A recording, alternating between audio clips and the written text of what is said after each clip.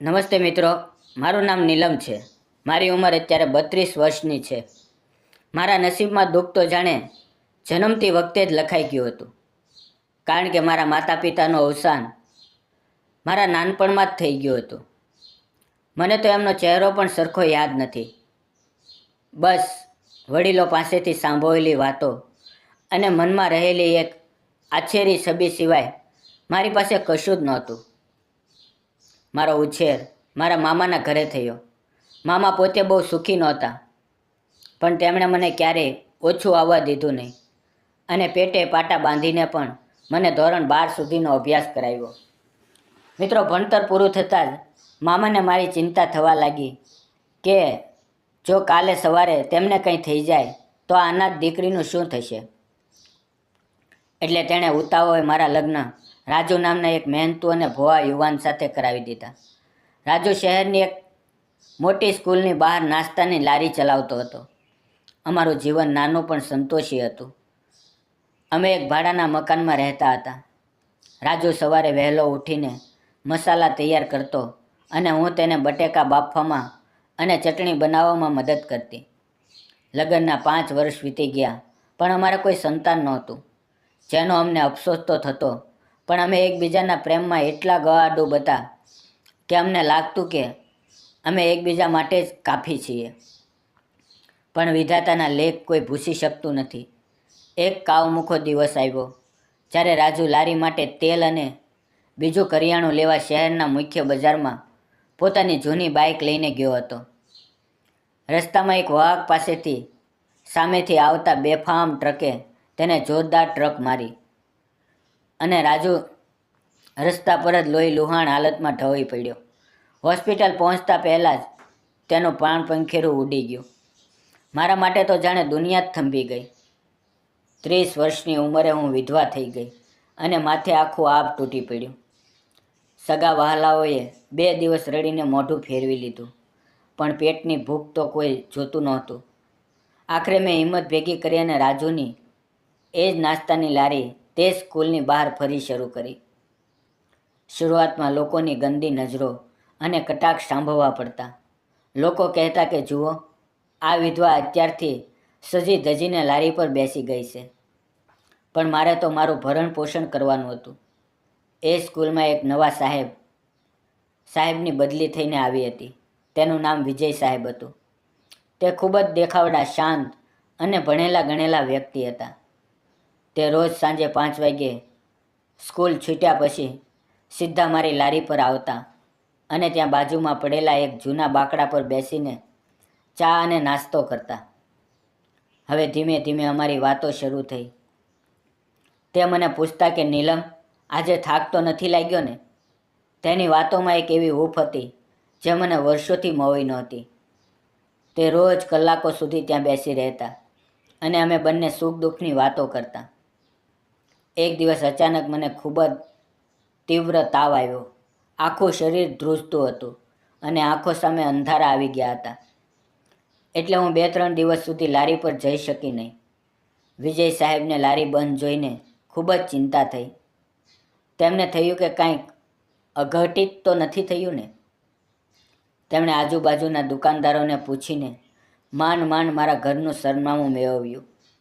એક સાંજે 5 વાગ્યે સ્કૂલની રજા પડ્યા પછી તે સીધા મારા ઘરે આવ્યા. ઘરમાં હું સાવ એકલી હતી. અંધારું હતું અને હું પથારીમાં કણસતી હતી.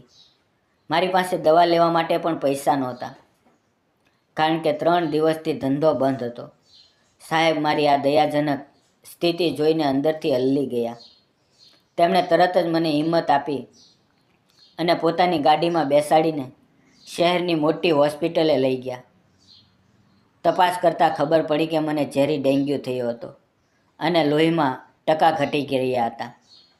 એટલે ડૉક્ટરે મને તાત્કાલિક 2 દિવસ માટે દાખલ કરી દીધી. એ 2 દિવસ વિજય સાહેબ એક ક્ષણ માટે પણ હોસ્પિટલમાંથી બહાર ના ગયા. તેમણે મારી એવી સેવા કરી જેવી કદાચ કોઈ સગો ભાઈ કે પિતા પણ ન કરે. તે મને સમયસર ગરમ દૂધ આપતા, ફ્રૂટ કાપીને ખવડાવતા અને જ્યારે મને ડર લાગતો ત્યારે મારો હાથ પકડીને કહેતા કે નીલમ, તું ચિંતા ન કર, હું બેઠો છું ને. તેમની આ નિસ્વાર્થ લાગણી અને સેવા જોઈને મારા પથ્થર જેવા હૃદયમાં પ્રેમની કૂપોઓ ફૂટવા લાગી. મને ખબર હતી કે તે એક ઉચ્ચ શિક્ષિત સાહેબ છે અને હું એક સામાન્ય લારી ચલાવતી વિધવા, પણ પ્રેમ ક્યાંક જ્ઞાતિ કે હોદ્દો જોવે છે. સાહેબ પણ મારા પ્રેમમાં પડી ચૂક્યા હતા, પણ અમે બંને લોકલાજને કારણે મૌન રહ્યા. હોસ્પિટલમાંથી રજા મોવ્યા પછી હું ઘરે આવી અને થોડા દિવસ આરામ કરવા લાગી. એક સાંજ એવી હતી કે જે મારા જીવનની સૌથી યાદગાર સાંજ બની ગઈ. બહાર મૂશળધાર વરસાદ વરસી રહ્યો હતો.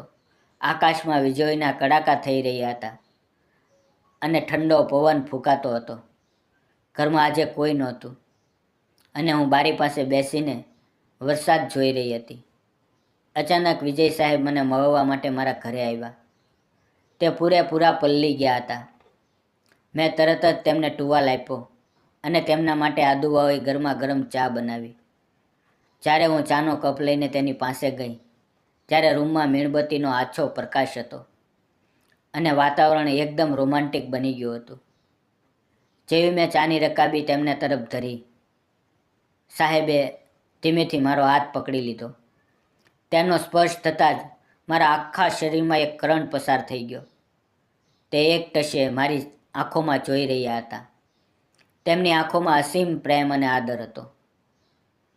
તેમણે મારા હાથ પોતાના ગાલ પર મૂક્યા અને ખૂબ જ ગંભીરતાથી કહ્યું, નીલમ, નીલમ, આ દુનિયા તને વિધવા તરીકે જોતી હશે, પણ હું તને મારા ઘરની લક્ષ્મી તરીકે જોવા માંગુ છું.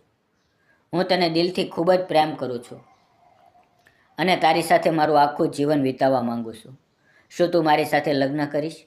આ સાંભળીને મારી આંખોમાંથી હર્ષના આંસુ સરી પડ્યા. મેં ક્યારેય કલ્પના નહોતી કરી કે કોઈ વ્યક્તિ મને આટલું સન્માન આપશે.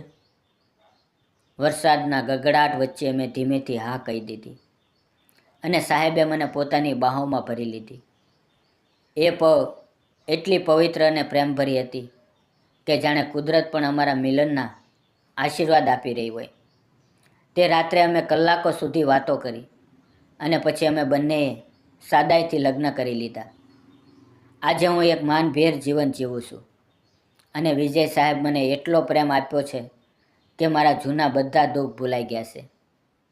મિત્રો, આ વાર્તાનો સાર એ જ છે કે સ્ત્રી વિધવા હોય કે ત્યક્તા, તે પણ એક મનુષ્ય છે અને તેને પણ પ્રેમ, સન્માન અને ફરીથી સુખી જીવન જીવવાનો પૂરો હક છે.